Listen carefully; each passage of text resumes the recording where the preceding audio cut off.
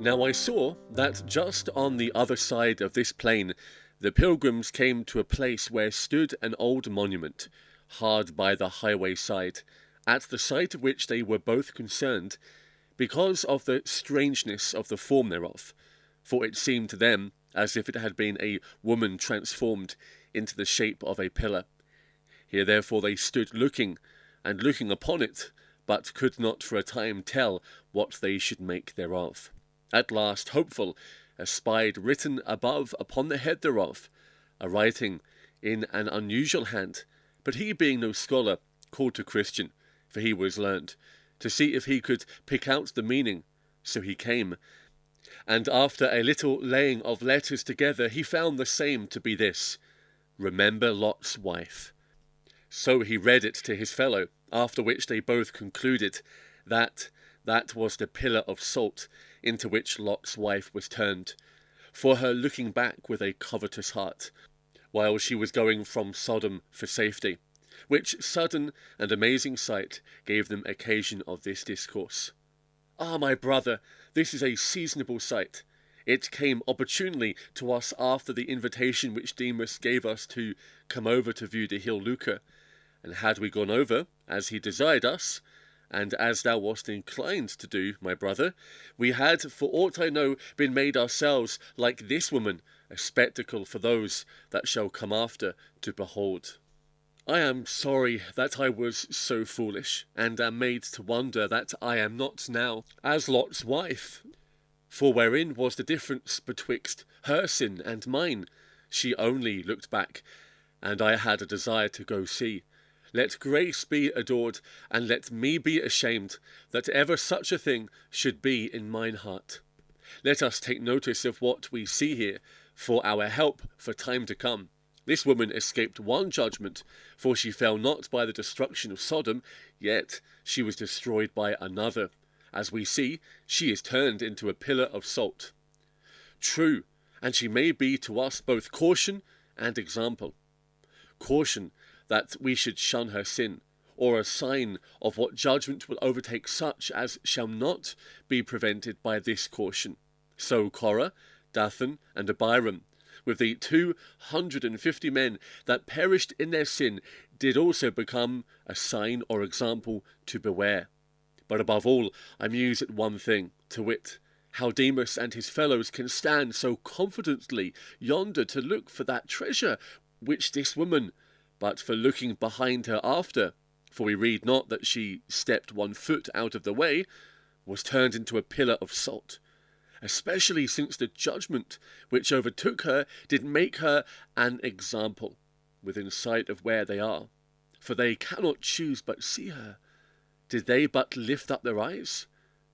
It is a thing to be wondered at, and it argueth that their heart is grown desperate in the case, and I cannot tell who to compare them to so fitly as to them that pick pockets in the presence of the judge, or that will cut purses under the gallows.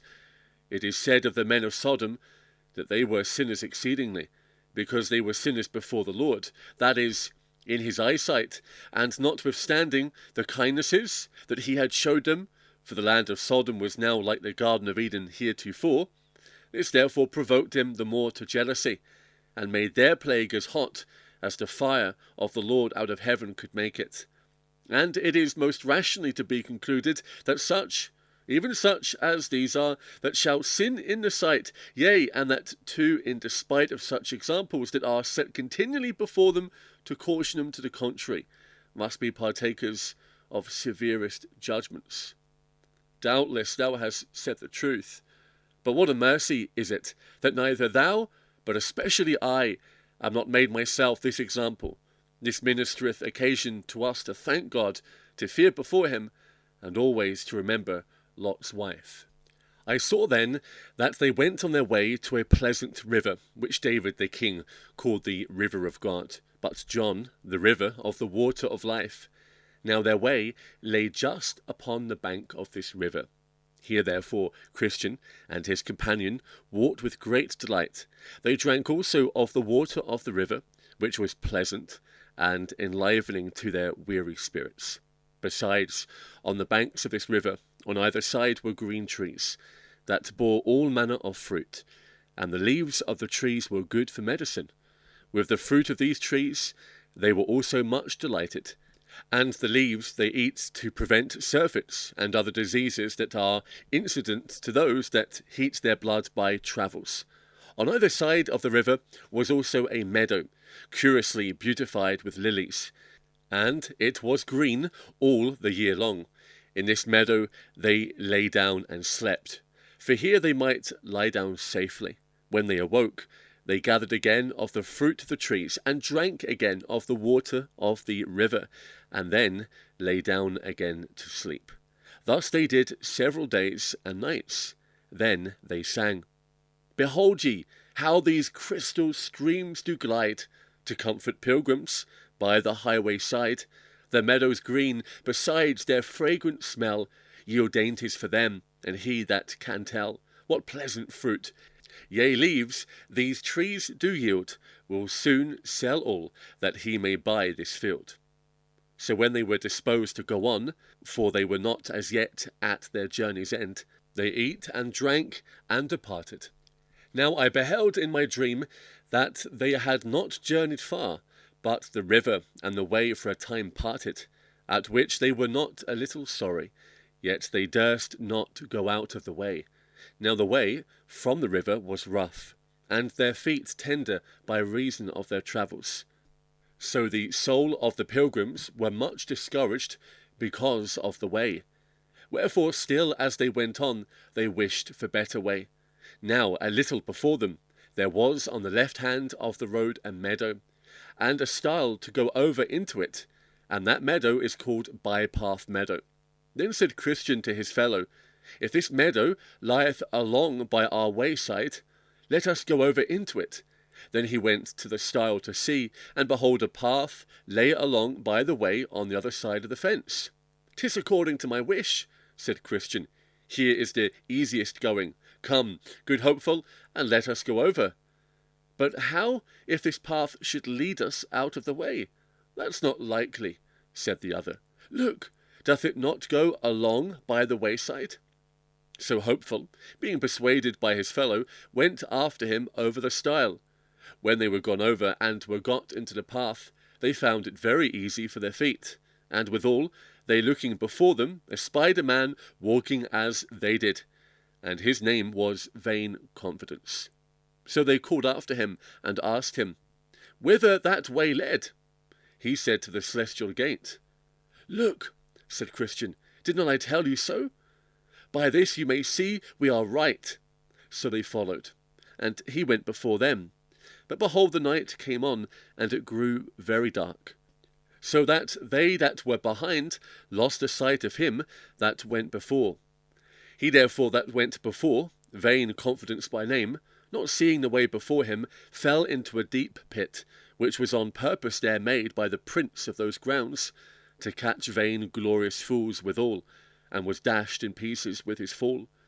Now Christian and his fellow heard him fall, so they called to know the matter, but there was none to answer, only they heard a groaning. Then said Hopeful, "Where are we now?"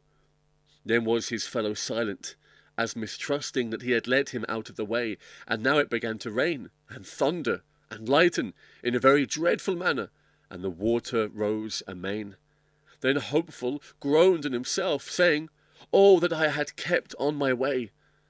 Who could have thought that this path should have led us out of the way? I was afraid on it at the very first, and therefore gave you that gentle caution. I would have spoke plainer, but that you are older than I. Good brother, be not offended. I am sorry I have brought thee out of the way, and that I have put thee in such imminent danger. Pray, my brother, forgive me. I did not do it of an evil intent.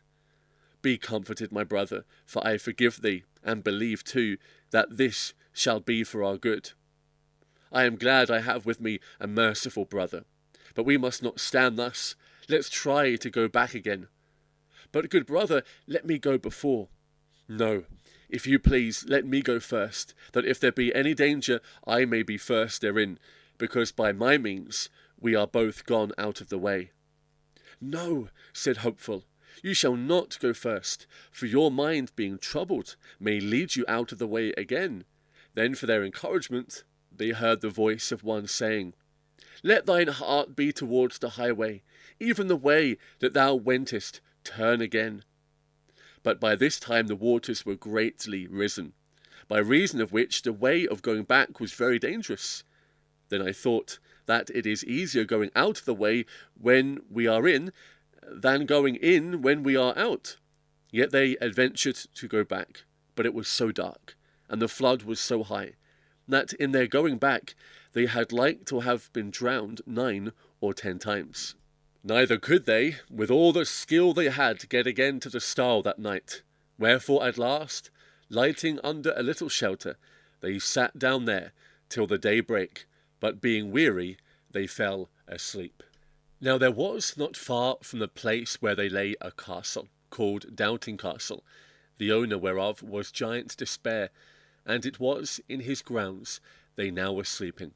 Wherefore he, getting up in the morning early, and walking up and down in his fields, caught Christian and Hopeful asleep in his grounds. Then with a grim and surly voice he bid them awake, and asked them whence they were, and what they did in his grounds. They told him they were pilgrims, and that they had lost their way. Then said the giant, You have this night trespassed me by trampling in and lying on my grounds, and therefore you must go along with me. So they were forced to go, because he was stronger than they. They also had but little to say, for they knew themselves in a fault. The giant therefore drove them before him, and put them into his castle in a very dark dungeon, nasty and stinking to the spirit of these 2 men. Here then they lay from Wednesday morning till Saturday night, without one bit of bread, or drop of drink, or light, or any to ask how they did. They were therefore here in an evil case, and were far from friends and acquaintance. Now in this place Christian had double sorrow, because 'twas through his unadvised haste that they were brought into this distress. Now Giant Despair had a wife, and her name was Diffidence. So when he was gone to bed, he told his wife what he had done, to wit, that he had taken a couple of prisoners, and cast them into his dungeon, for trespassing on his grounds. Then he asked her also what he had best to do further to them. So she asked him what they were, whence they came, and whither they were bound. And he told her. Then she counselled him, that when he rose in the morning, he should beat them without any mercy. So when he arose, he getteth him a grievous crab-tree cudgel, and goes down into the dungeon to them, and there first falls to rating of them as if they were dogs, although they gave him never a word of distaste. Then he falls upon them, and beats them fearfully, in such sort that they were not able to help themselves, or to turn them upon the floor.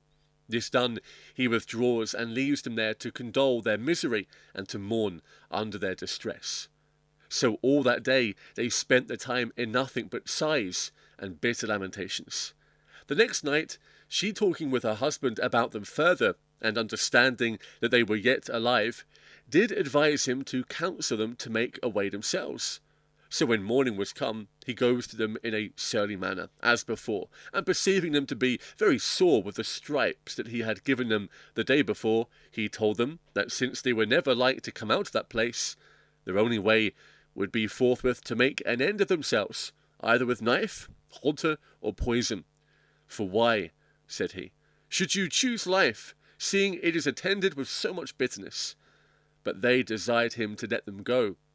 With that he looked ugly upon them, and rushing to them, had doubtless made an end of them himself, but that he fell into one of his fits, for he sometimes in sunshine weather fell into fits, and lost for a time the use of his hand. Wherefore he withdrew, and left them as before to consider what to do. Then did the prisoners consult between themselves, whether 'twas best to take his counsel or no, and thus they began to discourse. Brother, said Christian, what shall we do? The life that we now live is miserable. For my part, I know not whether 'tis best to live thus, or to die out of hand. My soul chooseth strangling rather than life, and the grave is more easy for me than this dungeon. Shall we be ruled by the giant? Indeed, our present condition is dreadful, and death would be far more welcome to me than thus for ever to abide. But yet let us consider, the Lord of the country to which we are going hath said, Thou shalt do no murder, no, not to another man's person. Much more then are we forbidden to take his counsel to kill ourselves. Besides, he that kills another can but commit murder upon his body, but for one to kill himself is to kill body and soul at once. And moreover, my brother, thou talkest of ease in the grave, but hast thou forgotten hell, whither for certain the murderers go? For no murderer hath eternal life, etc. And let us consider again that all the law is not in the hand of giant Despair. Others, so far as I can understand, have been taken by him, as well as we, and yet have escaped out of his hands. Who knows but that God, who made the world, may cause that giant Despair may die, or that at some time or other he may forget to lock us in, or but he may in short time have another of his fits before us, and may lose the use of his limbs. And if ever that should come to pass again, for my part, I am resolved to pluck up the heart of a man, and to try my utmost to get from under his hand. I was a fool that I did not try to do it before. But, however, my brother, let's be patient, and endure a while. The time may come that may give us a happy release. But let us not be our own murderers. With these words, Hopeful at present did moderate the mind of his brother. So they continued together, in the dark, that day in their sad and doleful condition.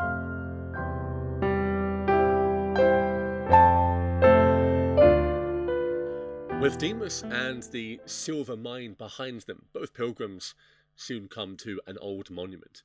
The monument was a woman who had been transformed into a shape of the pillar of salt. This we soon find out to be Lot's wife, with the scriptural message, Remember Lot's wife. Christian reminds Hopeful that this was for them a seasonal sight, especially with what had gone before in the form of the silver mine and the temptations surrounding money, praise, and gain. Lot's wife, though physically leaving Sodom, had never taken her heart, her covetous heart, out of it. The pillar reminds us all that just as the two pilgrims had left the silver mine and the temptations surrounding Demas and all other things, that steadfastness is still required ahead for the journey. We must be constantly guarding our hearts. Satan is always at hand with some new but old device. Soon these men would find this out in the most agonizing of ways. But first there was welcome relief, and the two men find their way to a pleasant river. John Bunyan references both Old and New Testament at this stage in his book. Whether we think of Psalm 65 and the river of God, or Revelation 22 with the river of the water of life, both are places of refreshment, both represent the peace and joy which God supplies in Jesus Christ. Here, my friend, is a time of refreshing for all who love him. And although as pilgrims there will be many barren spells and trying times, yet God in his goodness supplies the elms, the palm trees, the occasions for rest. How needful these are, and how important we must avail of them when we can, because we never know when the next trial will be. It is the next part of the story which makes for very sorry reading, especially as Christian, who for so long had led by example, now finds himself the cause of leading both he and Hopeful astray. Good men, even God's good people, are men and women at best. Our eyes must firmly always be on Christ. With now tired feet and discouraged because of the way, and yet, we might say in memory of times in which they had overcome past problems, there was something of the perfect storm, the danger of being content in self and forgetful of the Lord. When a meadow presents itself and seems to lie parallel to the true path, Christian, despite the hesitancy within Hopeful, believes it offers a better way, a more comfortable way. However, it is not the true way, and soon, under the figure of vain confidence, they find themselves in imminent danger. Although realizing their danger, things have begun to worsen. Storms will set in. The men are repentant of their actions, especially Christian, but still there is reliance on self, and the attempt to use self-skill to return to the right way. But they are unable, and they are cast down, and in need of rest, in need of shelter and sleep, and soon they find it. But without knowing, they have entered a territory of doubting castle, occupied by the infamous giant despair, who soon takes them captive. It is here the doubts and fears which so often snare the believer are represented in a vivid manner. It is a dark, unforgiven place, and often brings many a Christian into lonely places. Doomed by diffidence, the wife of giant despair, and beaten by the giant himself, they are presented with threats. In such a dark place, Christian is doubly fretful, blaming himself and thinking death is the only answer. But it is here that hopeful reminds Christian that they must resist such despair and hope to the end.